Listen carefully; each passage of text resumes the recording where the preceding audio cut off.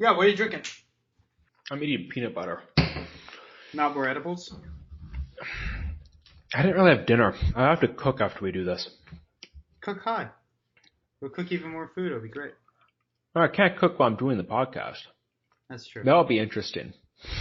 No, it won't. It'll be productive for you and frustrating for me and wholly uninteresting for the audience.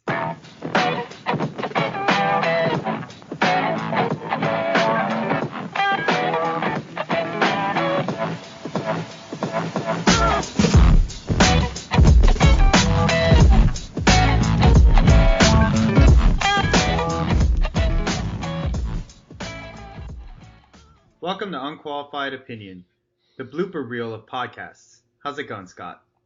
It's going well. It's been a while since we've caught up, so what have you been up to these last 3 weeks? I'm bone tired. I was up till 2 o'clock last night, as I was telling you, and I was out with that. No names, no names. God I was damn. out with a S person, and we went to this concert, but then we didn't actually go to the concert because it was just really crowded, and he had bought the tickets, $60 a piece. He has a lot of money, so it's whatever. And then he's like, I'm going to try to scalp these. What? And so, because there were people, it was sold out. It was hundreds and thousands of people. It was a massive concert. Don't know who it was. Never heard of him. And so this guy comes up and is, are you buying? And he's like, yeah. Are you selling? Yeah. So, but he was so sweet looking for a ticket. He was like, oh, you guys, you have 2 tickets. You should go find someone who needs 2 tickets because it's easier to sell 2 than 1. And we're like, no, just take the ticket. And $30. And we're like, well, make sure you can get in first before you pay us the money. Because it was on your phone, you had to text it to the other person. You had to text the ticket. It sounds like a terrible strategy for scalping tickets. Oh, yeah, it totally backfired because he's like, okay, I'll just do that and then I'll pay you if it works. So he goes, of course it works. He gets in, but then he can't get back out. And he's texting us. He's like, I'm so, he's like, should I throw the money at you? And, I'm like, oh, don't worry about it. Wait up, back up a second. Why did you guys decide to scalp the tickets? Weren't you planning on going to the concert? No, it was really, really crowded. It was so crowded. Both of us had thought it was going to be at a smaller, more intimate venue. It was just crazy. Oh, so you just decided, fuck it, we don't want to go, so we'll just scalp these tickets. And then you got $30, or you got $0 $0 for the $120 worth of tickets that you guys had. Yeah, it was a really successful scalping. Yeah, really bang up job there. It actually was donating. It wasn't even scalping because, no, what you should have done is taken his money, and then if he couldn't get in, you'd give his money back. Yeah, clearly. And we're like, oh yeah, I guess that's what we should have done. Oh boy, oh Scott. So we did that. And then we're like, okay, fuck this. We got out of beer. It was at Surly. Went out of beer. And then went back to my place. And then smoked, drank a whole bottle of wine, and ordered the most repulsive takeout I have ever had. I don't know. It was Asian. Generic Asian. It was the most repulsive thing. It comes at 11:30 at night. And you could just tell. The guy in the kitchen where we ordered from, he's just like, you're ordering at 11:30 on a Friday. I want to leave. I'm just going to slop some stuff in a bowl and send it to you. It's like, are you sure you actually want what I'm about to give you? It was so, I've never had food that bad. And I'm not picky. And I was high and it was bad. Wait. Was this worse than the anchovy pizza that we had in St. Louis? That was pretty bad. So the background here is that we were in St. Louis. We were super, super high. I just finished talking at a conference. It was like a fancy conference. And Scott came to visit. And then we were going to hang out in Chicago. And at midnight, the only thing we could get was pizza. So we ordered pizza. And they asked what toppings. And at this point, I was way too high, so I ordered anchovy as the last topping. So it was like pepperoni, anchovy, and some other bullshit thing like mushrooms or whatever. And it was probably the most disgusting pizza I'd ever had. And then when we were in the lobby of the hotel, we were wolfing down this pizza while just unable to hold back tears of laughter. And two of the guys who saw my talk walked in at that moment. They're still in suits. And they came over and they tried to have a conversation with me about that conference. Oh god, it was terrible. It was but anyway, that was a swanky probably hotel, the too. worst Thai meal I've ever had. I think we just left the pizza box on the table. I think we did. We didn't finish it. No. We were so high we couldn't finish it. Left it there. It was so the food I got was on that level, but the problem was, because it came with white rice, you could dilute the taste of the food with the white rice. There you go. So you like mix it in so it doesn't taste as bad. But then that means you ate the entire thing. This morning, I woke up, I had a hangover from the food. Like, I felt so gross. Oh my god, I felt like I was gonna puke. Oh, it was awful. It was awful. So that was my day today. Spent all day recovering from that nasty meal. And then, I complained on the app, because I use DoorDash, and they're giving me credit. And so now I get to order a whole nother meal. Better this time. Oh, you're one of those people who does that? I'm sorry. On principle, I'm not paying, it was $60. I'm not paying $60 for a shitty meal. It's not, on principle, I'm not doing that. Yeah, I don't do those kinds of complaints and returns because the way I see it, if I choose to order something and it ends up being shitty, I rolled the dice. This is your half Asian showing. In America, the customer rules. And I demand. No, there's a certain level of risk when you choose to order something. And if that thing doesn't work for you, then you're the one who fucked up. So you deal with the consequences. You paid $60. You chose a bad place because obviously it was 11:30 and it was a generic Asian place. It was 4.5 stars on DoorDash. No, I don't know what that really means, but out of 10? Yeah, out of 20. Anyway, so that's my, and then the backpacking trip was really nice. So I went out and up over the Cascades, so kind of where we were last time, up North Cascades. Same, but further up. We went further up, so we were on the north side of Glacier Peak, went over the North Cascades Highway, down the other side, and the nice thing with Washington is once you cross that divide, the west side is colder, even in the summer it's cold at high altitude and wet. And when you cross over, because it's in the rain shadow, you're still at high elevation, but it's sunny, it's warm, dry, and just stunning. It's so nice. It's so nice. And so we crossed over the mountains, and then we went up this dirt road for 30 miles.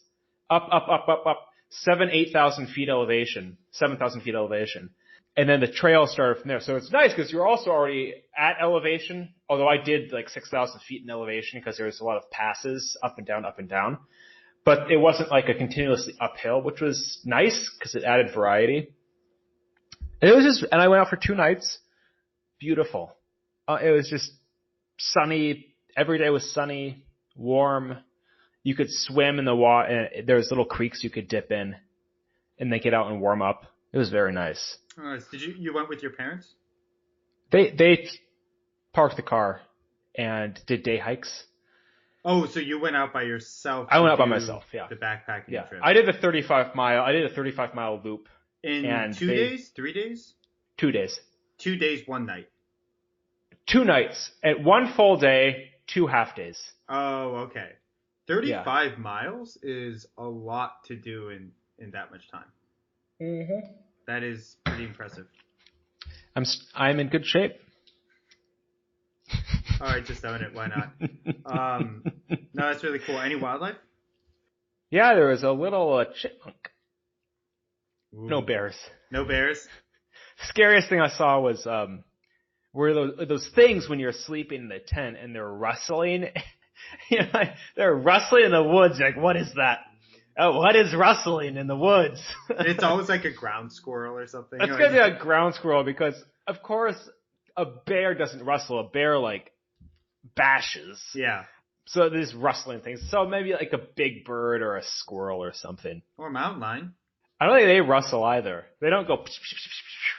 No, they don't. They're a lot more sneaky. I've never actually heard of mountain lions. I don't really, or a bear, so I don't really know. So at one point in my trip, I saw little footprints, which we thought were probably some kind of cat, because they didn't look like bear prints, but they were still rather large. So either something like a lynx or maybe a mountain lion. We weren't really sure. Those are that big. Those things are huge. Yeah, it was bigger. I would say that the size of the footprint was a little bigger than my fist. Okay, that's pretty big. Yeah. It definitely looked like a cat. So Steve went out, and you didn't know that you had to get a permit until kind of later in the game. So I wonder how that happened. Yeah, so I went out to Glacier National Park. We did not have backcountry permits, and what happens is that half of the permits you can reserve in advance, and the other half you have to get in person. And apparently, and I only learned this later, when you reserve in advance, at least this is what I've been told, and I'm not really sure, maybe you know better, Scott, there's somewhat of a lottery system, and so it's not very easy to say, hey, here's this set of dates, and this is when I'm going to go, unless you're doing it very, very far in advance. But usually what there is there's a lottery system. You can submit into the lottery system, and then if you get spots, then you can choose those spots for those days. So even when you're doing it online, there isn't a lot of security there. And first off, I didn't even think about it because I wasn't planning ahead. But when Scott notified me of, hey, look, you should probably look into these reservations, it was already a bit too late. It was a week out. And then so what we did is we woke up really early and we went to the office to get tickets. And so I flew into Seattle on a Monday. We drove all the way to Glacier, which took the whole day. It took about 9 hours. It's a long drive. And then we stayed at a campsite right outside the park, woke up super early in the morning, then went to the backcountry office permit location, or one of them, the closest one we can find. And when we got in line, it was probably, I gotta say, like 6 a.m. Oh my God. And I think it opens at 7 or 7:30. And we were still like number 5 in terms of groups. Oh my God. Yeah, so there was someone there who was in a sleeping bag. So I just assume stayed through the whole night, there. Just slept there. So one thing in Glacier National Park I realized is that it's really, really disorganized and super hectic. So you line up and then you're told, here's the list of available campsites. And there aren't a lot, right? Especially in the location we wanted to go to, which was near this area called Mini Glacier. There just weren't a lot of options there. And they say, hey, now plan out all of your days. You're only allowed to book continuous days, so you can't like go out one night and then go to a different location that you couldn't walk to from that site, right? And then they say, get that all set up a couple secondary ones, and then just get in this line. Then as soon as you get your place, you have to go and decide where you're going to reserve, right? And so we had to frantically figure out, okay, of all these available spots, what aligns with what we want to do? And basically nothing did. And so when we finally got to the front of the line, we were negotiating with the ranger. We were saying like, hey, okay, does this seem feasible? Does this seem feasible? And in that time, 2 of the campsites, as we were negotiating, actually filled up. So we had to say like, fuck it. We're just going to say the first night's going to be a wash. Tuesday night's going to be a wash. We want to get the next 2 days, Wednesday and Thursday night, and we picked these 2 spots. And so what our goal was, if anyone knows the area, wait, I'm just going to double check side my map right here. By the way, yeah, I'm opening up this map, Scott, but it's one of those National Geographic maps. And every single backpacking trip I go on, I buy one of these maps for that area so that I have as a memento. The very first backpacking trip I did, which was, I don't know if you remember, I did a backpacking trip in the Drakensberg Mountains in South South Africa in Africa, the Sutu, I didn't get one of these maps, and I regretted it ever since. So every single time, I will always get one of these maps for wherever we go, wherever I go backpacking. Then I can just have like a whole stack of them. Okay, so we went up this pass that's called Ptarmigan Trail through a tunnel, and then we were going to plan to go up and around to one of the lakes, then stay at another one of the lakes, and then loop back out. And the first day was a breezy 14 miles. The second day was going to be just like 8 miles, and the last day was going to be 20. Ha! Walk out Thursday night, stay at one of the lakes called Costly Lake, and then go out a pass called Red Gap Pass. That would have been 20 miles. And then from there, my flight was Saturday morning, so we would have had to drive through the night and then get on my plane. And so the first day, I'm doing a bad job telling the story, but I'm going to try to make this make sense. The first day, we decided day hiking, and then we were going to do 2 nights with 3 full days of backpacking, and then drive through the night. First day, incredible. After a 20-mile hike. After a 20-mile hike. Yeah. That's dangerous. Yeah, no, it's a very stupid idea. But remember, the campsites were filling up, and we had no other options, basically. So we just had to, like, pick something, you know? And so the first day, we just do a bunch of day hikes, and we ended up doing, like, 17 miles or something like that. And we were thinking, like, oh, this is easy. We're easily going to be able to do all of this. And we actually almost saw a grizzly. We were going up this ridge, and we saw 2 different groups of people come down and tell us there's a grizzly right over this ridge where the trail goes. Be careful. And we were all like, fuck yeah, let's go see that grizzly. And so we get up there, and we just missed it, and we saw a third group come back toward us, and they showed us this video of the grizzly like going like across the glacier ice and then just running up the hill, and it was just really, really cool. And I was just really disappointed that we missed it. And we had a great first day. Then we got to our day, our like camping site, you know, like our campground site for like day trips and everything. Oh, so you were in a campground for the first night, right? Just because we couldn't get a backcountry permit for that first night because they were all filled up. And then when we got back to our campsite, they said that a bear had gotten into a tent, so they had to move us all to another campsite. So we got moved to a different campsite, which kind of sucked. But then there were just all these other people who had just migrated over from the previous campsite. So we bonded with all of them, and we just like hung out. And someone brought marshmallows, and we made s'mores and had a big campfire. And it was actually really, really fun. But in that process, another bear started circling the campground. And everyone was thinking, like, is this the same bear that had gotten into the tent in the previous campground? But I don't think anyone eventually reported it. And so we all just said, fuck it, and went to sleep. And everyone went to sleep with their bear spray in their tent. Yeah. Nothing happened. Nothing ended up happening, and it ended up being totally fine. Unfortunately, I missed that bear sighting, too. I'd gone to the bathroom, missed the bear sighting. Really unfortunate. So you had 4 nights, so 2 nights were in like campsites. If you include that first night when we just drove right up there. Yeah. So it's like 4 nights tent camping total. Yes. In your okay. Yep. Then when we started the backpacking trip, we went up Ptarmigan Trail, and it was just this beautiful, beautiful view at the top. I think it was like 2,200 feet elevation gain, and it was just incredible. But when we were scoping it out, we were saying like, okay, 14 miles is easy. So there's this offshoot that goes out to see this really cool lake. So why don't we also do that? And that will add an additional 4 miles. So it's like, okay, yeah, that's not too bad, right? 18 miles, we can do that. We just did 17 on the day trip, so it was totally fine.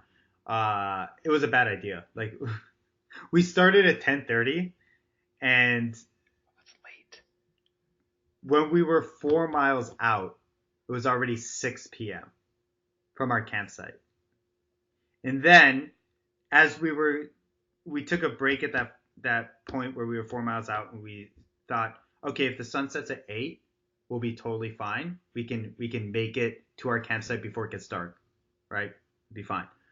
2 hours for 4 miles, and that last bit was flat. As soon as we started walking, my brother's friend, who he had just finished doing a half marathon, and the strain on his knee just made it just buckle, and he just like couldn't walk. And so thankfully we were right next to another campground, so we negotiated with the people there and they let us stay. And so we got this like tiny little offshoot spot near the lake, and we just camped there and we stayed there. And so we only made it, I believe it was 14 miles total. So it became very clear to us, like, we're not going to be able to do that 20-mile hike on the last day. There's no way, right? So the second day, we just took a rest day. We went, it only took us like 4 or 5 miles to get to our other lake. I took a dip in the lake. It was freezing, but definitely worth it. Definitely worth it. Naked? I had my boxers on.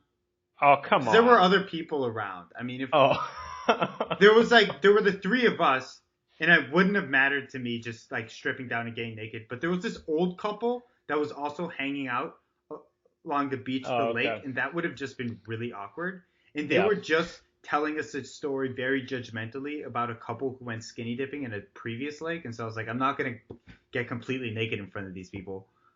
How dare you get naked in a national park? Ugh, You're upsetting the bears.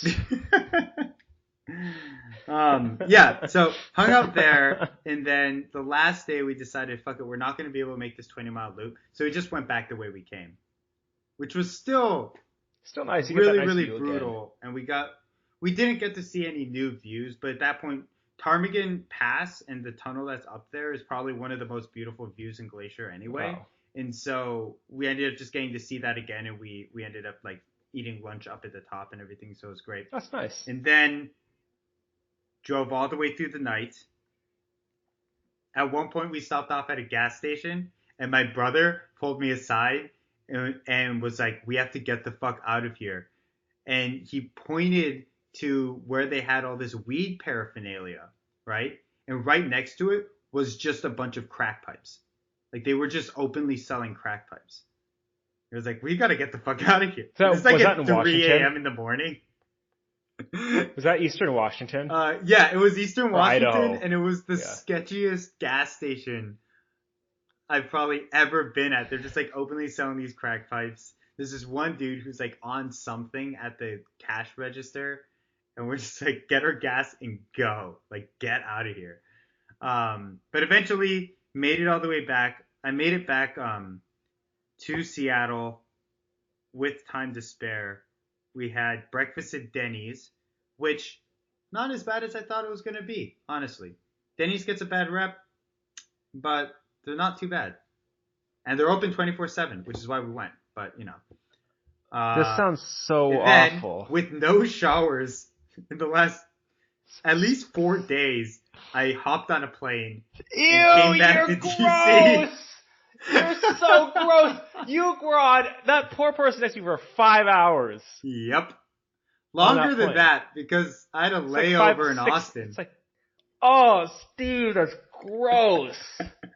Oh, it was ridiculous. Oh my God. Okay, so would you do that again, just exactly like that, or what changes would you make next time? I'd probably fly into the Glacier airport, because that would have been a better, a better deal, and maybe I would have been able to take a shower. I mean, taking a shower would have been nice. I was so disgusting at that point, and I just felt bad. Like, I just felt bad for everyone who had to deal with me, because it's like, I can't smell it, but I'm sure as hell that I smell terrible to everyone else. I mean, like, you can't avoid that if you're out that long, you know? Yeah. It was a crazy weekend, because I don't know if I told you, but I had my high school reunion before that in LA. Yeah. Right? So how did that go? It was interesting. Everyone got shit-faced. It was crazy, but it was really interesting to see people. There were people there who I did not expect to actually see. Most people I think matured quite a bit, and they seemed like real people, which, I mean, I can at least say for myself, I was not a real person in high school. You know, I did not have a fully formed personality or perspectives on the world. And I'm slowly getting there now, but I do feel like most people had matured quite a bit, and it was interesting to see that. Um, I got along with people a lot better than I expected because I didn't. It's not like I didn't get along with people, but I just didn't really know people very well. That was the other thing. Is there were a lot of people who remembered me, who recognized me, and I didn't remember at least half of the people there. I couldn't place Yeah. them. Like there were some people who I could look at them and say, I remember you, but I don't remember your name. But there were just as many people who I just straight up didn't remember. And then when I was looking at the yearbook later, I was like, no, this doesn't ring a bell at all. Like this person just does not ring a bell. Do you have your yearbooks? They're online. Oh, are they really? Huh. After the first night where I couldn't name so many people and they kept on knowing who I was like, fuck it, I have to look at this yearbook. And so we spent a good portion of that morning just kind of flipping through the yearbook on our phones and like trying to figure out like who's this person? Who's this person? I just missed my reunion. My reunion was the same weekend. Why didn't you go? I wanted to go out by myself in the wilderness backpacking. That sounds so much more exciting. Oh, of course it would. Than That's why you do both like me.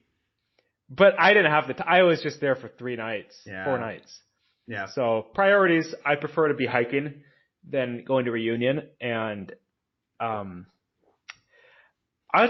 you think you would go to a reunion? A high school one? If I didn't go to my 10-year, I really doubt I'm going to go to anymore. Did you go to the 5-year? No, I don't. No, I didn't know. No, I didn't. I didn't know we had one. Yeah. I don't know if we had one. I think the 10-year is the most common. I just feel it may be the most common. I think so. Yeah. If I am not able to compel myself to go to the 10-year, I sure as hell ain't going to the 20. So no, and I do not mind. College, different story, especially because I live here. It's kind of like, why wouldn't I go? Yeah, that's true. Do you think you would go even if you didn't live in Minneapolis? If you were going. Yeah. Oh, yeah. I mean, I'm going to the 10-year for sure. I have to. Yeah, 4 years, 3 years, 4 years, 4 years. 4 years, yeah, because we just 4 had years. the 5 years, so. Yeah. Oh, time's gonna fly. Time is gonna fly by. Yeah. Oh boy. You know, this weed is not really kicking in. God damn it. Okay, so I guess we haven't even talked about drinks yet, but before we do, we both took a bunch of edibles. Steve, just get in there and lick it out. So here's the thing, right? Just there's this spot that one of my coworkers showed me that's on H Street. I don't remember the name of it, and it doesn't come up on Google Maps. You told me about that. But it's basically a dispensary. So again, I'm sure I've mentioned this before, but the weed laws are such that you can't sell weed, but you can own it. And so you have a lot of stores that pop up where you just buy a sticker and then you get a gift of weed, and the sticker's like $60 or whatever it would cost for that weed. And anyway, so I went to this place, and usually they're online stores, right? So you just order it online, and then they deliver it to you, and they show you in a nice app, like, this is where your driver's at. But this is like an actual dispensary. Like, I walk up there, they show you all of the weed, they show you all the edibles. And so what I did, it's really cool to see that they even have that in DC. But as I bought this half-glazed cinnamon roll that's supposed to have 175 milligrams of THC, which is a lot. A shit ton. Like, that will fuck you up. But yesterday, over the course of 4 hours, I ate half of it, and I barely felt anything. It felt like maybe 10. And so now I'm like at the end of it, and it's like maybe it's all concentrated in that center circle of the cinnamon roll. I'm nervous to keep eating it, but I just ate a bunch right before we started this, as you saw me do, and I'm not really feeling that much. Well, it's only been 40 minutes. It could take another 40 minutes. Yeah. No, but usually it hits me pretty quickly. I don't know. Like, how long does it take to hit you? Because it takes me usually like 45 minutes. Me, an hour and a half. Really? It takes you that long? Yeah. How are you feeling now? I feel fine. I only had it. I think maybe 20 minutes from now. Although I had some fat earlier, so that might make it not as potent. Oh, really? I don't like it. I really prefer just smoking because it's instant and you can control exactly how high you are. Yeah, it's a lot harder to control how high you get, and it also just lasts for so much longer. So I'm pretty nervous about this, actually. Yeah. What did you eat? I told you what I ate. The mango one. Mango? Fucking, that was before we started recording. God damn it, Oh, Scott. I can't remember, Steve. So this is the thing that's difficult, right? Where it's like, how do we frame the way that we're having this conversation? So we're trying to have this conversation now because we haven't caught up in 3 weeks, but we're also recording it under the guise that this is going to end up being part of the podcast. But that makes it a lot more difficult to have a real genuine conversation where we're catching up on stuff. Well, I'm not thinking about the podcast right now. It just happens to have a I think I'm microphone in front of me. overthinking the fact that we're doing a podcast right now. So I'm trying to have this conversation with you, and yet I'm trying to frame it in a way of like, hey, how is this going to be interesting for someone who would listen to this? How do I make sure that all of the, even more important than like, how is this interesting? Like, how do we frame Yeah, this because that ship. yeah, it's sailed. But like, how do we frame this in a way that's not confusing? Like, that ship is also sailed. that's probably true. But yeah, so it's like, so that's why I'm saying like, what are you taking, Scott? Because we did have that conversation. Of course we did, but we had it before we turned on the recorder. So I don't know. Like, I'm eating a mango edible. So I just want to say, the Glacier thing sounds really fun. I am uncomfortable standing in line. I just morally, this idea of standing in line to go into nature just seems very weird to me. Like, I just want to get in a car, go, park, like we did in Colorado, and just go. yeah. Like, this idea of having like this controlled space, for me, in some ways kind of defeats the purpose of the spontaneity. I totally get what you're all. saying because it felt especially controlled in Glacier, which is supposed to be one of the wildest places in the US, right? It's so weird because it's like, even when you get to the campsite, there are rules for what you do. So, you know, when we go backpacking together, we're eating out in this one area and we kind of like wash off all our shit and then we just leave it there and we just go to our campsite and then we pack up all our shit, we throw it in a bag, we throw it up a tree. Yeah. There are all these rules of like, okay, when you get to the campsite, the first thing you have to do is you take all of your food out and you leave it in that spot. And then you can go in the common like feeding area because there's only this one place where you're allowed to actually eat food. And then there are actual designated campsites. So you're only allowed to camp in these certain areas. So there are like camping spots where each group can register for that spot. Right? Oh, so you're around other people. Kind of. No, each of the allotted areas for you to pitch up a tent are separate, but they're near each other.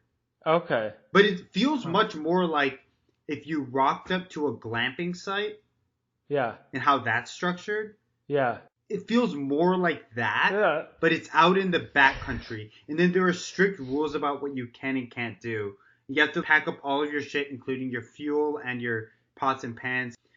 Sometimes they even have these metal boxes that you would put all your food into. Yeah. Or else they have like a pre-designated contraption with a pole up that you can wrap your food up and hang it up in so you don't have to go find a tree.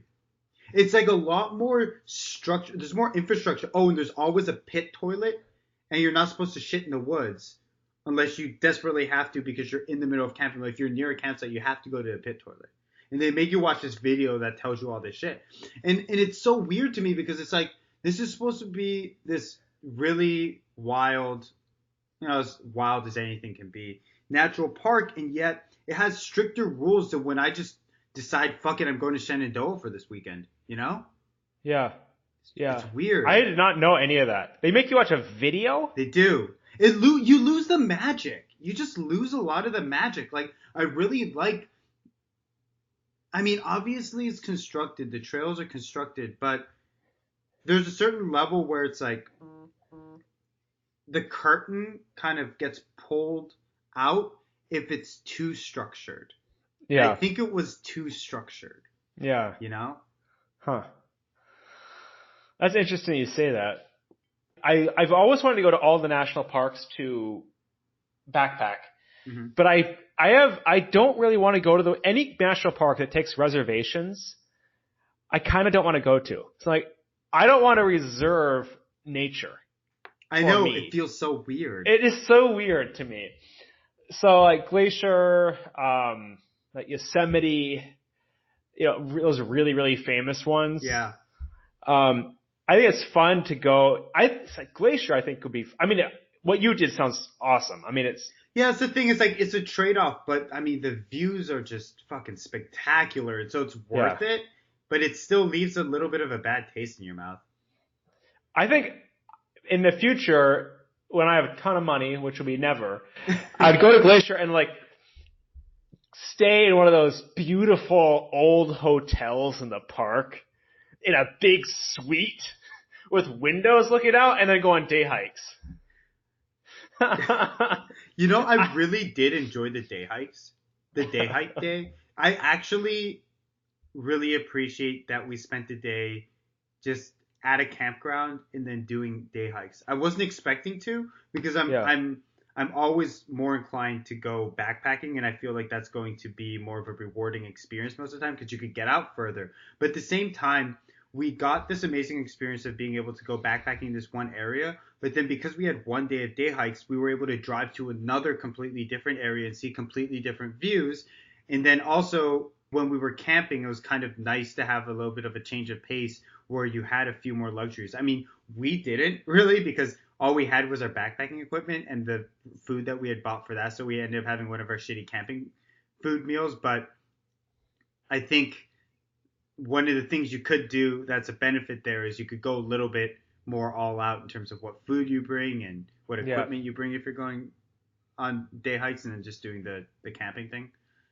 And so see, that's definitely a benefit. Yeah, but I'm still more inclined to backpack than I am to do that kind of thing with day hikes. Yeah, definitely. I need to go get more wine. And then you want to talk about the drinks? Oh God, yeah, we haven't even talked about drinks yet. I don't know how high I'm going to get. Should I get some more whiskey? I'm going to take that as a yes. Yeah, that's a yes.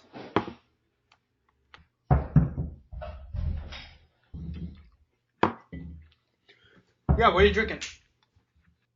I've upped my game. I no longer go for the under $8 bottles of wine. I am now at the 10 and under. And let me tell you. Oh my God. That is a significant quality bump. No, it isn't. Yes, it is. Well, okay. This was on sale at $10. It was $15. Fancy. So it's quite good. It's a Chardonnay. It's from Washington. So right there, it's from a smaller winery. So right there, it's going to be somewhat decent. What's it called? Columbia Winery. Which is really cliche because the Columbia area of Washington is where all the wine is growing. Oh, really? Along the Columbia River. So it's a very kind of name. Yeah, it's not very creative. It's not. In 1962, a group of friends, including 6 University of Washington professors, realized the distinctively ideal grape growing conditions of Washington's Columbia Valley. Together, they opened the region's first premium winery. Beginning more than 50 years of crafting rich, award-winning, and deliciously drinkable blah, blah, blah, blah, blah, blah, blah, blah, blah, blah, blah, sweet vanilla oak, delicate acidity. It's an ideal pair with Dungeness crab and mussels. Well, that's good because I'm eating some Dungeness crab and mussels right now, just over here off the screen.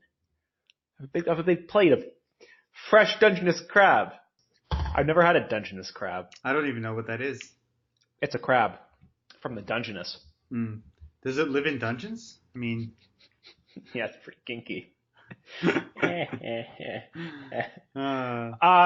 It's a Washington crab. I think they're just special. It's like different types of lobsters, different types of salmon, different types of crabs. Some are better than others. It's a good type. Sure. Yeah, good type for your $15 wine. All right, cool. So what I'm drinking is... Ta-da, Lafroig, 10-year. Oh, boring. What are you talking about boring? This is such a good whiskey. Okay, so Lafroig is a single malt Scotch whiskey. It is super, super peaty.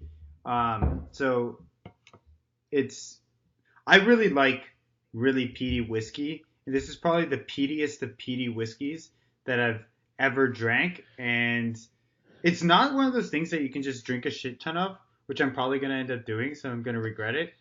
You can. But I can. Oh, he can. And I will. But And he will. It's one of those like nice like sip on after a hard day's work kind of whiskeys. It makes you feel like you're a powerful businessman. Did you have a hard day's work today, Steve? I thought you just got high on a cinnamon bun. I had zero work done today. Starting to kick in actually. Starting to definitely feel yeah, me too. I wouldn't describe you as a high-powered businessman either. Oh man. I just have this image of you in a suit, and it's funny. Oh yeah, no. I could never appropriately wear a suit. You couldn't appropriately wear, and the suit couldn't appropriately wear you either.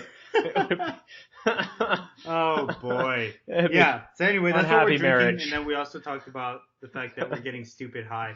I don't know. I might start hallucinating and then start freaking out, Scott. Okay. Depending on because this is like 175 milligrams, and I've eaten like a good portion of that. I'm getting toward the middle. So I'm not really sure what's going to happen. Maybe you should close it and put it away before you get the munchies. Yeah, we'll see what happens.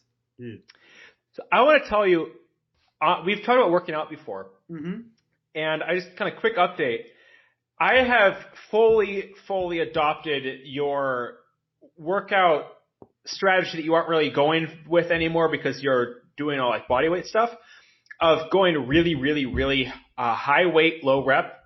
Mm-hmm. And I am really enjoying it. I find it so much more fun.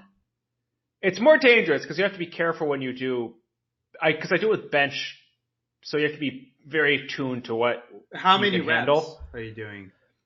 Like 4 to 6. 4 to 6. Wow, that's a lot fewer than you used to be. Because you were lowering it down. Like you were still doing like 7 or 8, right? Yeah, I may get to 8 on the first set, maybe.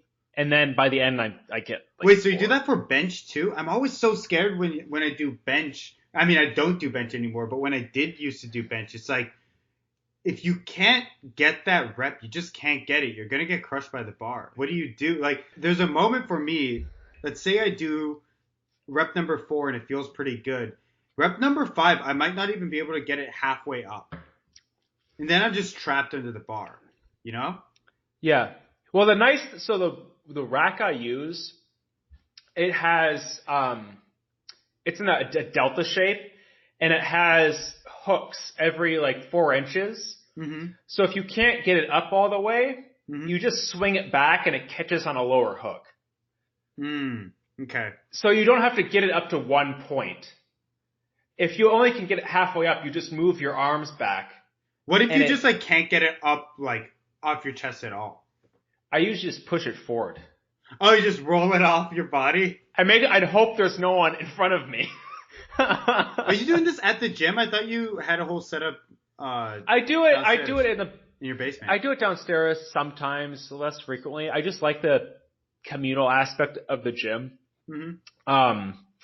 And then for squats, I'm doing 90 on each side. So 245s. I am really getting into leg day. Yeah, I want really that nice ass. I want that nice ass. And there's this guy at my gym. He has the best lower body. It is very, very good. I'm like, I'm going to get that. It's my goal. Get that also, like you're going to... No, not that. He's a little bit old for me. He's like late 30s. That's too old? Yeah. Didn't know you were so discerning. So I don't know if I've actually mentioned on the podcast. I definitely mentioned to you, Scott, what I did in terms of my body. My workout is completely switched up. So my workout is now all body weight. So I've been tweaking it a little bit. What I usually do is there's a pair of rings hanging from the ceiling, and so I'll do dips on those, RTO dips, which just means rings turned out. So like, well, you do dips on rings. I don't know if you do dips on rings, Scott. Like you should. You liked it the last time that you came over. Yeah, I don't have rings. If you were to take your arms and turn them so that your palms face outward in front of you, and then you do the dips, it gets significantly harder. And so, like a lot of people just figured I'll do dips with weight on me, but if you actually just did them on the rings, but then turned your wrists out, it can be just as effective, and then there's not as much like strain on your joints, which is really nice. And then I started doing weighted pull-ups. I'm not very good yet, so I'm only doing 35 pounds on me. But I put the belt on with the weight, and then I just do my pull-ups. Yeah. And I do sets of 5, and then I do handstands, pike push-ups, handstand negatives. So I'm trying to get a handstand push-up, and then a lot of front lever tuck holds. It's like I really want to get that front lever. Do you know what a front lever is? No, I don't. A front lever is like if you're hanging from a bar, and then you get your whole body to be completely horizontal. Okay, yeah. Yeah. I don't know why. I really want to get that move, but I can't get it yet. I'm at what's called like an extended tuck. So there's this whole progression, right? You start by just holding onto the bar and you tuck your legs in as you lean back. That's just a tuck. And then you get used to like bringing your legs up to a 90-degree angle.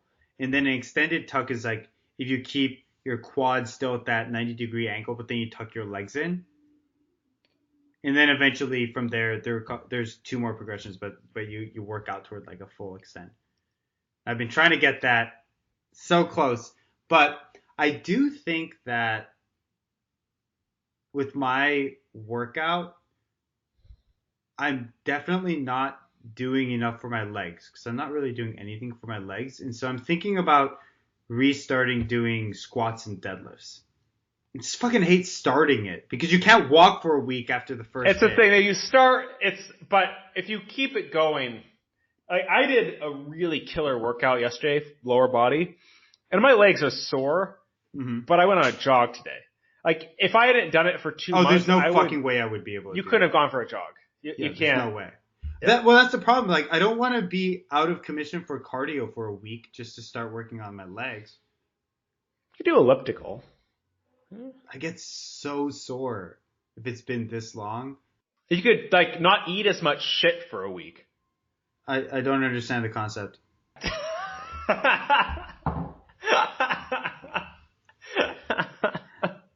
Imagine how amazing of a body you'd have, Steve, if you ate healthy, like a very healthy. Didn't drink so much.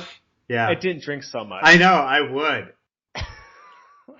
Right after the backpacking trip, I was looking pretty good too. Like not full 6-pack, but like because you're probably close, eating a little healthier, right? I mean, like no, but here's the thing: we actually ate like shit on this backpacking trip. I was actually gonna ask you this while we were talking about backpacking stuff. We've gone on backpacking trips before. Like we've cooked food together. What is your protocol for getting food for backpacking? I am totally off going and buying. I'm not out there to eat. You know, if I wanted to make a nice meal, I would. That's not what I'm out there for. I guess what I'm saying. It's like that's not my purpose. Is to have like some gourmet meal up in the mountains. So I have totally gone with freeze-dried. It's expensive, but it's so convenient and it's tasty. Freeze-dried? I'm not a fan. It's good. It's a lot healthier than what I was eating out there this time. And then like for snacks, I'll bring trail mix. That's all I bring. So you'll do like the REI like prepackaged camping specific meals that are like $5 or whatever. Yeah. $5 to $10. Yeah, we can afford it. It's not a terrible idea, but you lose a little bit of the magic of like hodgepodging a shitty meal together. Yeah, but it weighs so much it weighs so much when you bring it like that. What I like to do is try as much as possible to have a light meal, but still do something like semi-interesting. And so if it ends up meaning I bring a can of refried beans. A can. A can. Ah! A can of beans. So me and my brother went half and half on choosing what meals to do. And so an example of one of my meals was burrito without the actual tortillas. And so it was like refried beans, rice. I brought a couple tomatoes, and then I forgot to do this, but I've done this in the past. Bring an avocado, right, and then some cheese, right. So that was an example of one of my camping ones. My brother's choices were all like instant pasta, you know, with the like packet inside it, and you just throw it into the pot, and then it just cooks. I'm with your brother. Really? I'm with your brother 100%. Yeah. Really? Yeah. I'm out there to push my body. We're different people. My thing with hiking is I'm out there to push my body to the limits. Like I want to see how far, how fast, how high I can get. And when I'm done, I'm done. I'm like, I don't want to fiddle around. I want to put some shit in a pot and turn the heat on and eat it and go to bed. Like I am out there. I'm going to conquer the wilderness. And I can't be bothered with cutting up some frickin' foo-foo-y tomatoes. But at the end of the day. It's so satisfying. When you just put in the slight bit of effort to make it a little bit better, it tastes so much better because everything tastes good when you're out there. Next time we go backpacking, I will buy the expensive pre-made thingies and you will eat them and you will enjoy them. And on your nights, you can cook me dinner. I'm torn on the expensive fancy ones because the thing is, back in the day when I would go backpacking, there's no way I would have bought the fancy but still prepackaged freeze-dried stuff because of the price. And because of that, I kind of worked around like, hey, what's a middle ground between doing something that's easy but also something that's like, you know, not necessarily like nutritious, but at least a little bit interesting, you know? Yeah. And I've enjoyed the process of makeshift cooking in that way. But here's the thing. There's no financial limitation for me to not just go with the freeze-dried route that ends up being even healthier than the shitty food that I make now. And tastier, probably. They make some cool stuff. There's some good stuff. Yeah, and so I had chicken and rice, mashed potatoes, and something else, and then I had like all this other. Yeah, like so I think maybe I should just kind of give up and move that way. It's just like you lose a lot of the magic of the fun of like that whole cooking experience when you're out there. I just find it annoying. You have all this trash, and then like all this like gooey like leftover garbage shit. And then like more stuff to clean. Yeah. It's just messy. You know what? Next time we go, let's try out just doing those fancy meals and let's see if it changes my perspective. Maybe I just haven't done it. And that's here's practically what I really like. So what I did, and this I actually really liked what I did, and I might tweak it a little bit in the future. So your main meals are I actually just had I used one freeze-dried thing per day, and they come in different serving sizes. Like you'll have one for 2 people, aka 1 person. And then you'll have one for 4 people. And that's what I ate for dinner. I ate the 4-serving thing for dinner. And then one dinner for one dinner. One? All right. Yeah. I mean, it fills you up. It's good. And then, for breakfast, I had instant oatmeal, put some like nuts and peanut butter into it. So that's very easy. And then I didn't really eat a full lunch. I would snack throughout the days. I brought, protein bars. I brought, the like new like meat bars, like the Epic bars those are really nice, but they're kind of pricey. They are, but they fill you. You eat one, and it fills you up. That's the thing. You don't have to keep eating them. The uncured bacon one is so good. It's good. It's so good. And then I bring a big bag of trail mix, so that does really fill you up. So big fatty nuts, and big fatty peanuts. Nuts, huh? I knew as soon as that came out of my mouth. As that came out of my mouth. That's why there was that pause there. I was like, oh. Should I recognize that? No, I'm gonna just keep going. I'm not gonna let you. And then M&Ms. And boy, when you hit that, and just enough so like you can't gorge on them because they're too hard to find, but not few enough to where you can't have that gush of. Never mind. Yeah, just stop there. But here's the thing. Have you ever wanted trail mix while you're out there, but then just didn't want the sweet stuff? Because I get that a lot, and so usually I would take like sweet trail mix, but then I'll also bring some other non-sweet trail mix, or else just like straight cashews. I love just bringing straight, just like a pile of cashews. My mom did that this time. She like buys the trail mix, like the sweet ones, and then she's like, it's too salty. So she goes and grabs this massive bucket of almonds, just raw almonds, and dumps the almonds in and mixes it up. I'm not a fan of that. I'm always for like when you're on the trail, just super salty. Everything's super salty. Well, I know, but it was like less sweet because of that. But yeah. So I was meaning to ask you this because when we've gone on backpacking trips in the past, we've usually brought bread and then PB&J, and we do PB&J lunches, right? And we're kind of sick of it by the third day.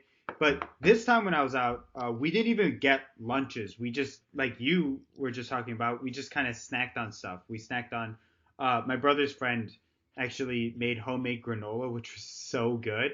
Oh, that is a good idea. That's a good idea. Homemade granola. I didn't realize that there's this like nice, chewy, soft homemade granola that if you do it right, tastes incredible.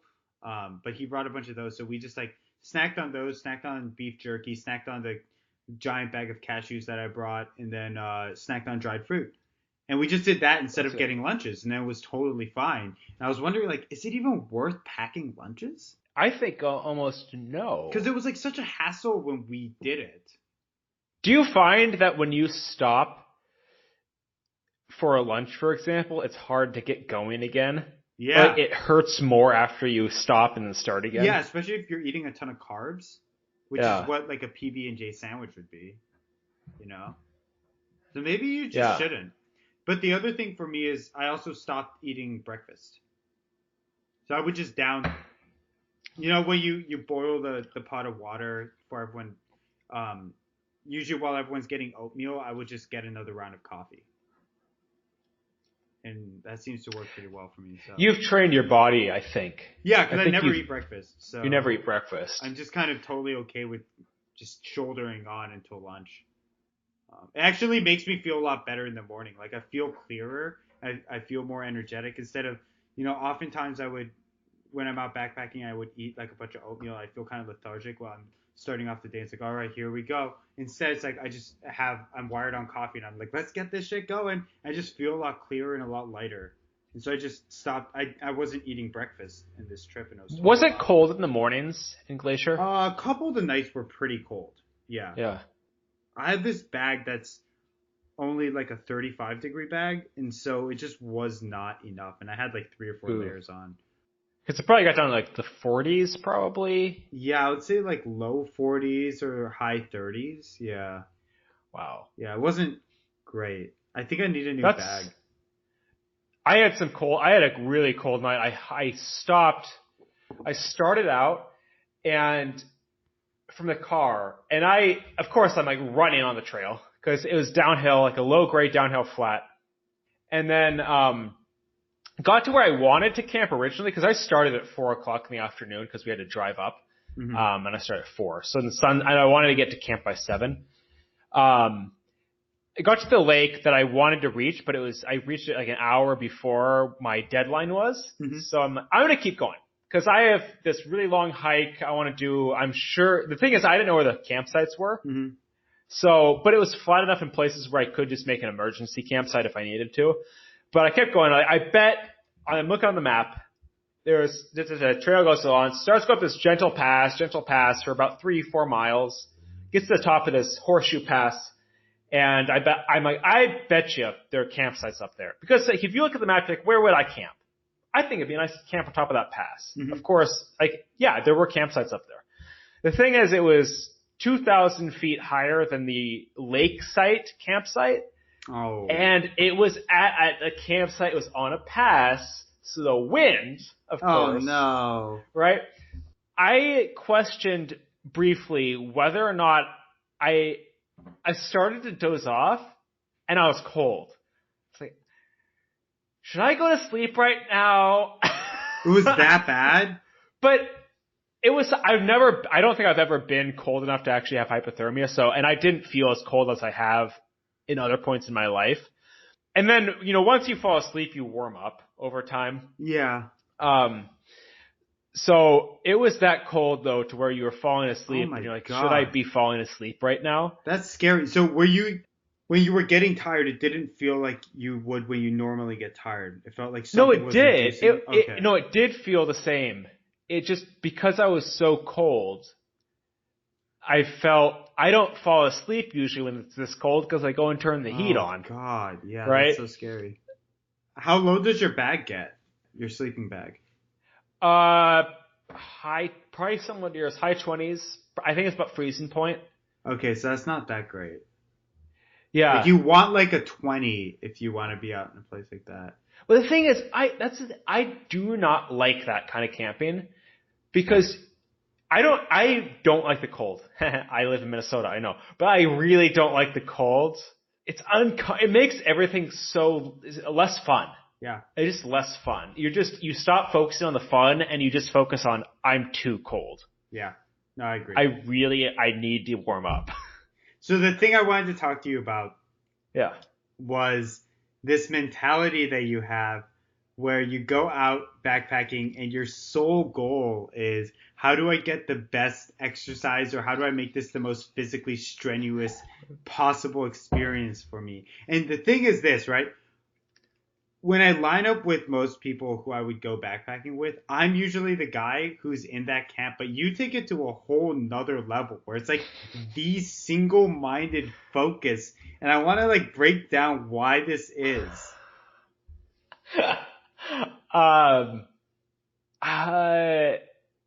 I feel very, very comfortable in nature. I grew up in a household that was always going on walks, always going on hikes, always getting out in nature. And so this idea that it's some special place to cherish, I get that. I think it's very beautiful and it's fun being out. But for me, it's like a second home in some ways. And because I just feel so comfortable in it. Comfortable like psychologically, like cold and hungry, yes. So not physically comfortable, but psychologically comfortable. That, I don't know, it's like fun for me. It's like, is this trail going to try to trip me? It's like, I'm going to play with you, trail, and try to beat you and see how fast I can go. Or like, here's this mountain. I wonder how fast I can get up this mountain. Like you were at the gym. It's like, how many reps or how much of a core strengthening position should I do? Or like, can I push it further? Because it's fun. Yeah. Like when I'm in nature, it's fun for me. I'm like, I want to see and I like competing. All right. So like competing against the trail. For the audience, so that they realize it's not like Scott just walks further. He's like, he becomes a fucking beast when he's on the trail. It's painful to keep up with him. It's hard. Like sometimes his pace is so fast I have to occasionally jog to keep up. Like that's how intense it is. I just love being in nature. I love it. I love it so much. I don't know. It's not like some people when they see there go, it's like, oh, it's a vacation. You go out and you get into nature and you relax and it's fun. And I go out and like, it feels like I'm home in some ways. It's like you get out and like, this is what I was meant to do. I love this. So you don't feel nervous at all when you're out there? No, I've never ever. I feel more safe than I do. Even like deep at night when you have to go take a piss and you have to get outside of your tent, you have to walk around to an area that's far enough away and then take a piss and come back. Like that doesn't scare you? That fucking terrifies me. I'm nervous and I'm alert, but I think that's kind of human nature. It doesn't scare me. I don't lay there thinking I have to go pee, but I'm too afraid to go outside. I sometimes do. If I'm being honest, yeah, sometimes I feel like that. I have this mental calculation of like, okay, is this the kind of pee that I can hold and then just be uncomfortable in the morning when the sun rises? Or is this the kind that I have to do right now or else I'm going to piss my pants in the middle of the night? Yeah, if you wet the bed. Yeah. Yeah. Yeah. I don't know. So I guess that's how I'd answer. How would you answer? Because you're a very competitive person, right? Yeah. Yeah, so kind of like torn between two different perspectives here because on the one hand, in a lot of ways, in other environments, I'm really similar to you.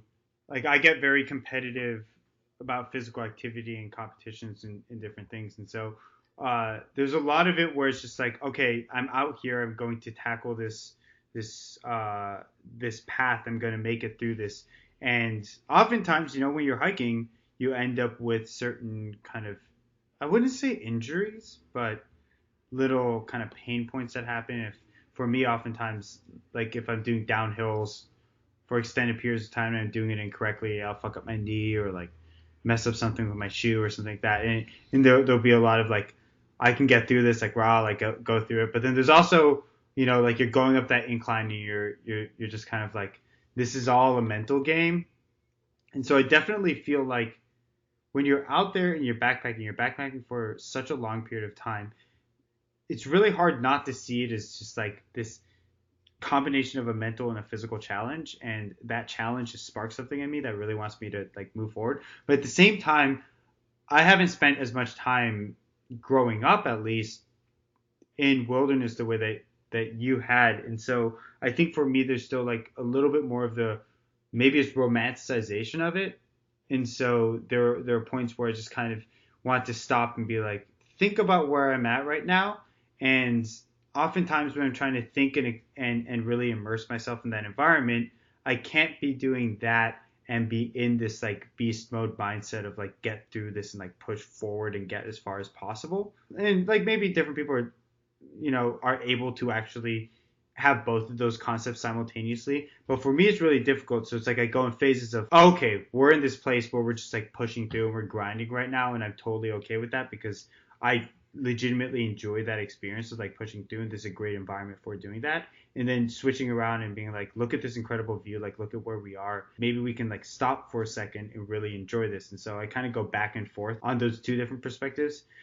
So when you go backpacking, what is the number one thing that drives you to think it'll be interesting and fun?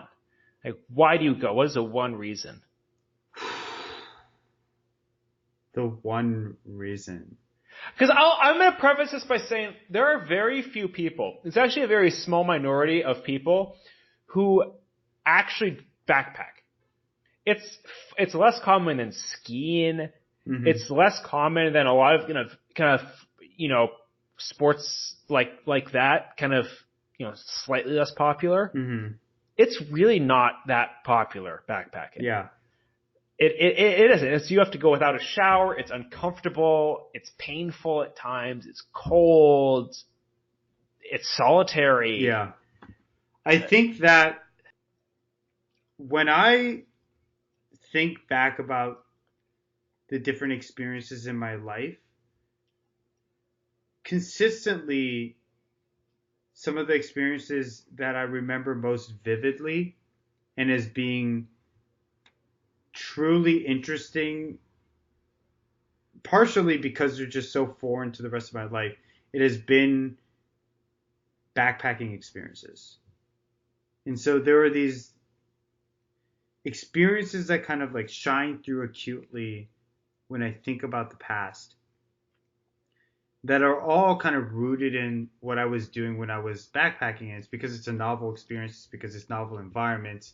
It's also because it's a grueling experience, and because it's inconvenient and it's uncomfortable, and it's sometimes miserable if it's really fucking cold or rainy, right?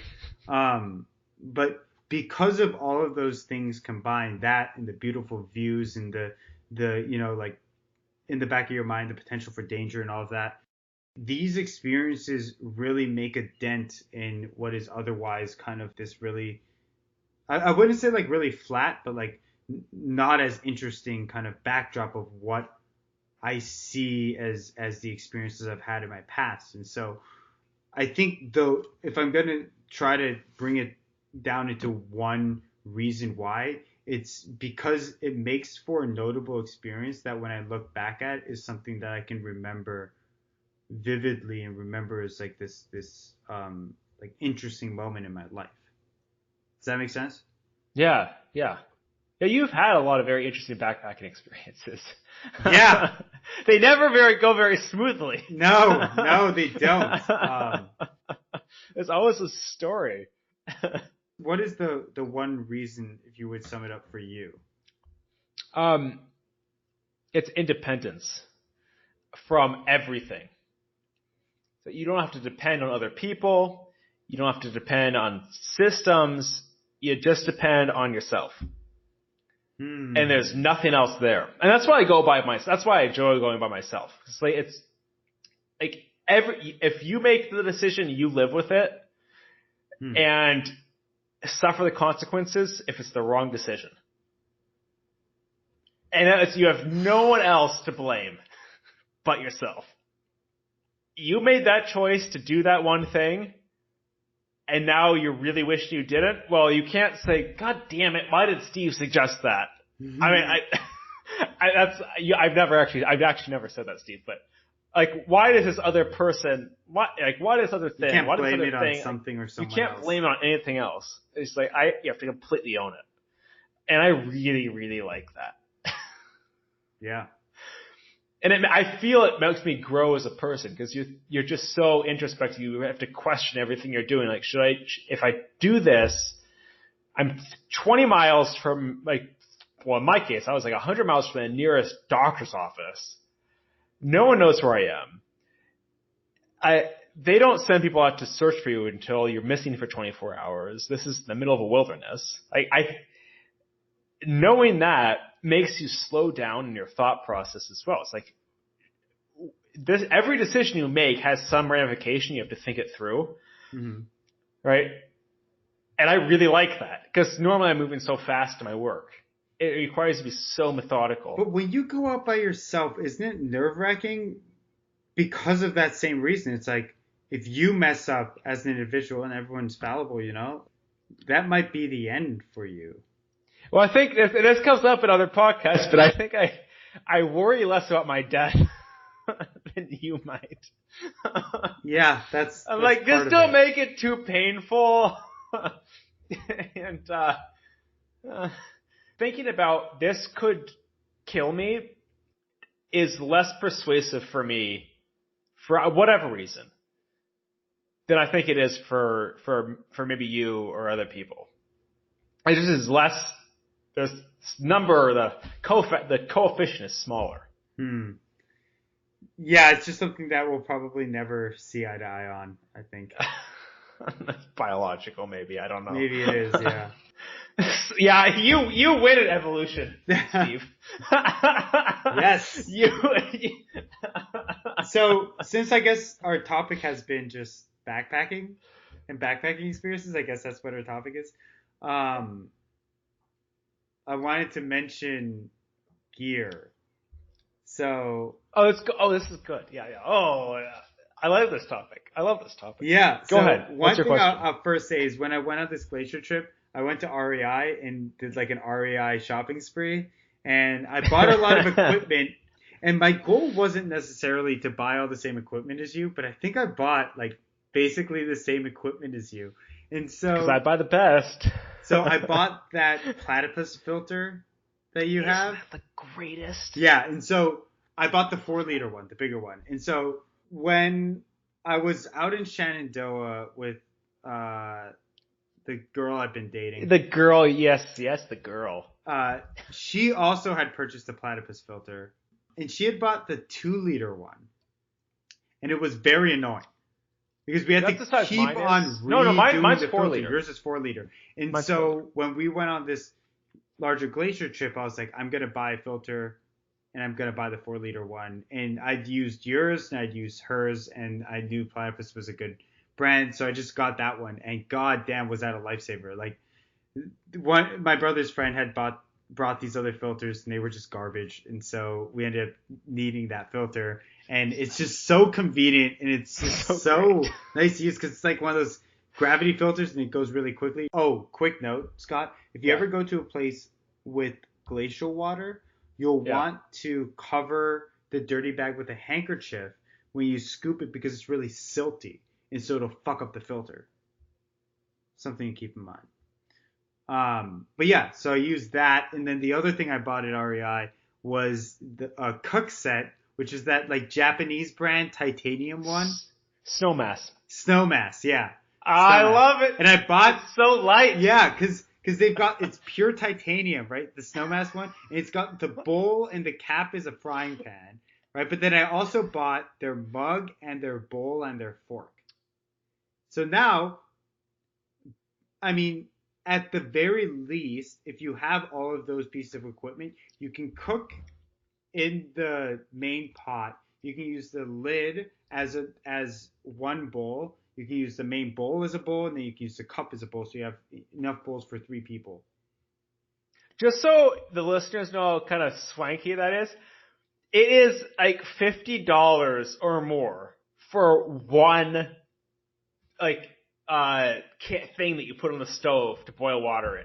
It's like $60 for that one thing. Yeah, I think the main the main pot, which is the pot and the frying pan, which also acts as a lid for the pot, is like $60 or $70. Yeah, then the bowl is like $15. The fork is $10. And then I think the mug, and I didn't realize this when I bought it, was like $50. It was so expensive. Yeah. I was gonna get their mug, but it's hard because the handle is too flimsy, it's uncomfortable to hold, and then you can't touch it because titanium conducts heat very quickly. It does. So you can't hold it. Although when my coffee got cold, I straight up just put that mug over the fire, which was really convenient to do. That is, and then it gets cold. It has no insulation in it either. Yeah, it loses that's heat also really not quickly. great. Yeah, but super light. So yeah, so those light. were the two main things that I bought, and then I also bought an actual like a water bladder thing. Not a Camelback. I got the Osprey one. So it fits onto a backpack. Yeah, so inside most packs, there's either going to be like an external pouch or an internal pouch. And my pack has like this small internal pouch which can hold a 3-liter bladder. And so I just put it in there, and then I have the water coming out. And Scott, have you ever used Camelback or other kind of water bladder? Briefly. It is a game changer. Because here's the thing, right? You would think that it's not that big of a difference, right? But it means you don't have to take breaks as frequently. You don't have to stop to drink water. So you can just keep drinking water while you're hiking. You can hike for longer without having to take breaks. You probably really are more hydrated too, because every time you have this like subconscious thought, I'm thirsty, you could just drink. Yeah, definitely look into it. I would recommend it for sure. Because it doesn't add a lot of weight because you're carrying the water anyway. Yeah. So it's just the weight of the plastic in the tube, which is negligible. It's basically nothing. Yeah. Yeah. Yeah, you just gotta make sure you clean it out. My brother had one, and it was just disgusting because he hadn't cleaned it out ever. And so it was like all yellow and really, really gross looking. Anyway, that was the equipment that I splurged on at REI. God damn it, is REI so expensive. I wanted to talk to you about this Whisper Light because I have that stove, but we ended up using the like Pop Rocket canteens stoves, like the little ones that you like screw onto the fuel, right? Yeah. And that was both my brother's friend and my brother had one of those. And so with the Whisper Light, it's an MSR stove, and this is kind of like the industry standard stove that people have been using, at least like military forces have been using for like, they use it on decades. I mean, right? it's used. It's just like fail. the hardiest stove you can get. Like you can fuck with it and it won't break, and it can use any fuel basically. You can burn oil in it. Yeah, it's crazy. And so there's the actual stove, don't know how. And then there's this red canister that MSR makes because it's an MSR based stove. And then what you do is you put the gas into the stove, into the canister, and then the canister, you screw a latch onto it, and it's got a pump. And so what you have to do to set up the stove is you have to hand crank the pump a bunch to get the pressure up, and then you stick the stove in, and then when you turn on the stove, there are 2 steps. You have to prime it first, which means that you turn the valve, you let a little bit of, and this is kind of hard to describe when you're trying to describe it in words. You let a little bit of the fuel out, and when the wick area gets wet enough, you close the valve, you light it, and then you let almost all of that oil burn off before, right when the fire is about to go out, you turn the valve again, and that starts the stove. For some reason, you need to do that, like pre-burn some of this fuel to try to get it lit or something. But then after that, it's like this industry grade, like super powerful stove that'll heat everything in like 2 seconds. I know, it boils water in 30 seconds. Yeah. And I really like that stove. But here's the thing. It's like we were using these, not pocket rocket stoves that are like super cheap $20 stoves. And you have to buy the individual like canister and then screw it on. And we were using those pocket rocket stoves when I was out in Glacier, and they were so much easier. They weren't as strong, and there's very specific fuel that you need to use, but it's lighter and it's easier to start because you just spin it open because the canister's already like pre-pumped and everything. There's no priming necessary. You just turn it on. The Whisper Light is supposed to be kind of this like industry standard for how like a good stove works, but these pocket rocket stoves are so much more convenient to use and they're lighter. Mm-hmm. So I don't know, like maybe we went the wrong route here. Yeah. I've seen those. I've never used those. But there's also the canisters. So it's a canister of gas. Mm-hmm. You screw it on. Is this what you're talking about? Yep. And the stove is like on the top. Yeah, and you have this. You screw the canister in. Yeah. I know exactly what that is. It's propane, I think. When I first thought about it, I thought, well, one, you have to throw the canister away after you're done with it because you can't refill them. Yep. Because they're pre-pressurized, so it's like wasting. It's waste. Two, I wanted to be able to. And I still haven't done this, and I really want to, backpack internationally. And you can't buy, white gas is like the standard gas camp stoves burn. Mm-hmm. You can't buy that a lot internationally. It's just not very common. Mm. So you have to buy different fuels. And the MSR Whisper Light can burn those fuels. Yeah. So that was another Whereas the pocket rockets would not work with it. It couldn't. You couldn't, yeah, because you have to find the exact like canister of gas. And then just the reliability and knowing that you know how much fuel you have left. Because you hold it and shake it, but the ones that are pressurized, you can't really tell. And so it's a security thing. You just know, like, that is exactly how much I have. It's not going to run out because I can ration it. All good arguments. The other one I'll add, which is not as much of a valid argument, is that the Whisper Light takes skill to light. It does. And so you feel like a badass when you get it right. Whereas with the pocket rocket, any schlum could do it. Like anyone can fucking light that thing. Whereas like those Whisper Lights, like we've got the skill down because we've practiced it.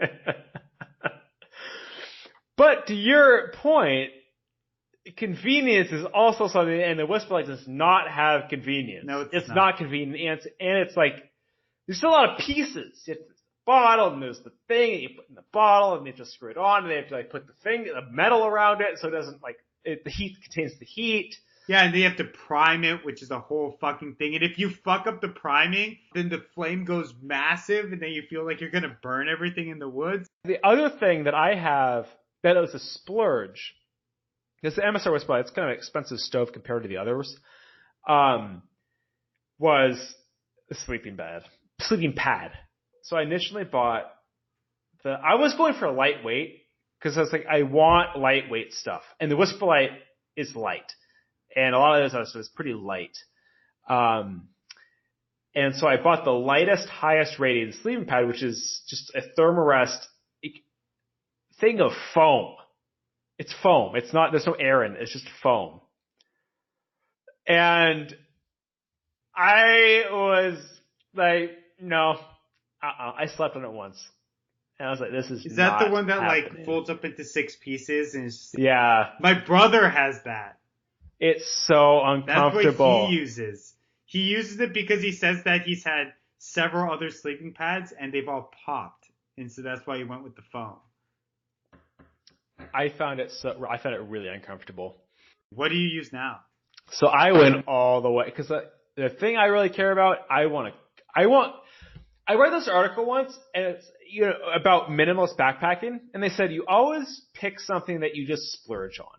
You're just gonna say, I don't care how much or how heavy that is. That's the one thing that really makes this trip more comfortable for me. Mm-hmm. And I picked the sleeping pad. It is Big Agnes. No, it's not. It's shit. I can't remember. There's only one of this type. So it is a double layer pad. So you put, hang on, double layer camping pad. Are you looking it up? Yeah, because I want to get the exact name. It's like the only one like this. Mm-hmm. Yeah, you have probably the most comfortable sleeping pad I've ever liked. Oh my god. That's not coming up. Well, anyway, you'd find it if you looked it up. But you blow up one. I should have gotten the rectangular one. Most sleeping pads and sleeping bags are mummy shaped, so it's broader at the shoulders, narrower at the legs. Mm-hmm. Saves weight and space. And this one has that option, and I got that option. But I also like to kind of move a little bit when I sleep, and when you move in those, your legs go off and hit the... And for those who have not camped at higher elevation, when your legs hit the ground, it is so cold. Mm-hmm. It is because there's no connectivity. It just the cold conducts straight into your skin. Yep. It is very, very cold. And so you really like focus not getting off of the sleeping pad. So the sleeping pad that I got is that shape, but they have a rectangular version. And you didn't get that. Almost got it. It was like a quarter pound heavier. How heavy is your sleeping pad? It's like 2 pounds. Okay. It's a little heavy for a sleeping pad. But... It's a little heavy. And it's double layered, so you blow into the top first, the top inflates. Oh my god. And then you inflate the bottom. That's ridiculous. So if it pops, it still functions. Because it's designed to still be okay with only one. It's like the Titanic, if the Titanic worked.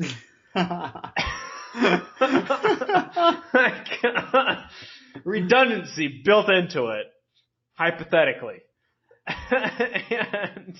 Yeah, I remember we were sleeping next to each other in a tent, and I felt so sad. So I have this Thermarest sleeping pad. I don't remember what it's called, but the thing with my Thermarest sleeping pad is that it's really sturdy, but it doesn't have a lot of give in terms of where the air goes in. So you blow it up, and it's got like a little bit of kind of like sturdy protection around it, but then it also has the air in it, and it's just kind of like a basic ass sleeping pad. And so I was sleeping on mine, and then Scott let me like lie down on his for 1 second, and it was just an order of magnitude better than mine, and I just felt so shitty. And it also doesn't help that like when I'm lying on my sleeping pad, I'm several inches lower than Scott, because his just blows up more than mine. It's like 2 inches. So if we're talking and we're like lying there, I have to look up at you while we're in this tent. What have we talked about? So we talked about the gear a little bit, the food, the distance, the camping. Let's go into the bathroom.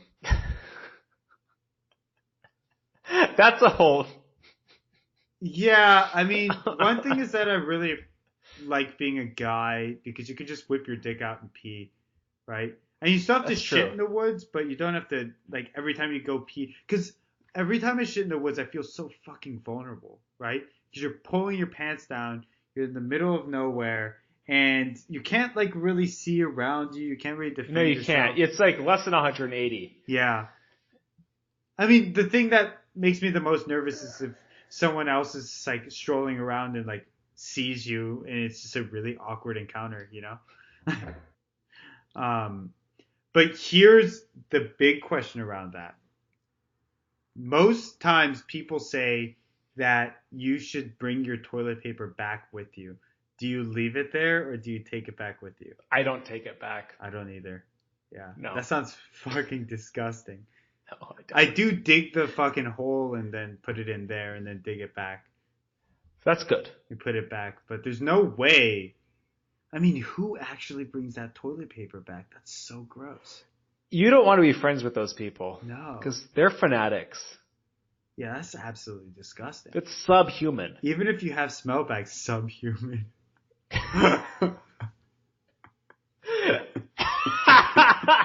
Well, it is. Do humans normally carry around soiled toilet paper? No. No. It's a natural because you don't want to be near it biologically because it carries pathogens. Yeah, it's so disgusting. Absolutely. My only goal is to keep the toilet paper from blowing. Yeah. That's like, if it's that, it's like, okay, it'll dissolve when it rains, it's fine. Yeah, exactly. Yeah. And also, I think it matters maybe more if you're camping in a very high trafficked area. Mm-hmm. Like maybe Glacier. I mean, a lot of people go through there, or like Yosemite. Yeah, that's why they have all the pit toilets. Exactly. So it's like people see that. That's not great. It's like, but then you have pit toilets, right? Where I've backpacked, Colorado is probably the most crowded place I've ever backpacked. Mm-hmm. I don't usually see that many people on the trail. Like where I'm backpacking, it is in the middle of go for it, Steve. Eat the rest of that. Like if one piece of the toilet paper was a big deal, like it's gonna go off into the vast wilderness and dissolve somewhere else. Yeah, exactly. Like in the grand scheme of things, is it making that significant of an environmental impact? No. It's like people who are vegan. How do you mean? It's just it makes them feel good. Oh, yeah, don't get me started on this. This is a whole nother topic that we just makes them feel good. For. Wait, is there anything? So let's go to the bathroom. Is there anything like après trip meals? Eat as much unhealthy, shitty food as you can in the shortest period of time. Wait, did you say post-trip meals? What did you say? Post-trip. And then drink a beer. Oh, yeah, you have to drink a beer. First place you get to when you drive down. First place. It has to be the most rural hick restaurant you could possibly find. And ideally get a burger and a beer. A burger and a beer. It's meal. The best meal ever. Just like, cause you so don't care how many calories you have. You're just like, I just want all of it on the burger. Yeah, give it to me. I guess I got one other thing I want to talk about is the people you go with. Okay. Hit me. Should you be careful about who you go backpacking with? And I don't know the answer to this. 100% yes. You have to be very careful. Here's the worst kind of person to go with is the kind of person who isn't physically able to keep up. That's the worst kind of person to go with, right? So if you have to always wait for someone to keep up with your trip, with your crew, and I'm not saying that you have to have everyone who's like in apex physical shape, but if one of the goals is like we're gonna hike 15 miles a day and we actually care about like keeping a good pace, then you're not going to bring someone who's inexperienced and who hasn't really tried hiking before, right?